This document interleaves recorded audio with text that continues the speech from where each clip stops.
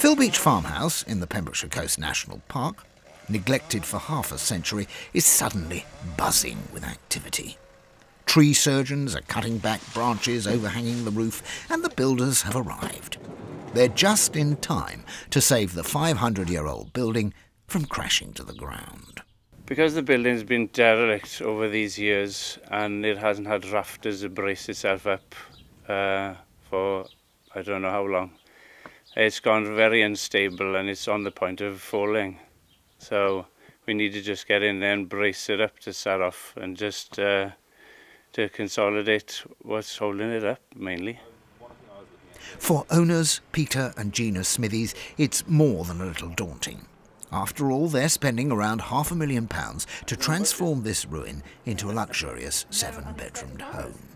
Yes, it's a really scary time. The builders are on site and it's quite frightening, really.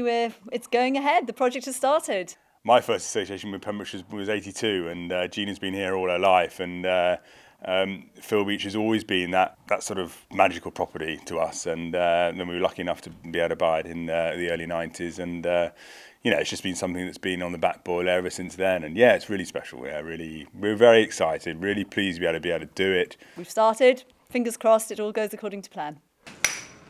National Park planners are delighted that Filbeach Farmhouse is being renovated. They say caring for historic buildings helps to make the Pembrokeshire Coast a very special place. Meanwhile, Filbeach is a listed building, so there are very strict rules governing what can and can't be done to help look after its very special character.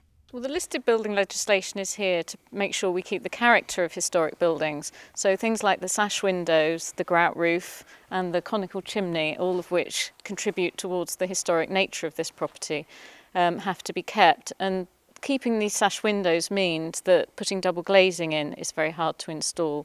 Insulating the roof for current building regulation standards can be quite tricky as well.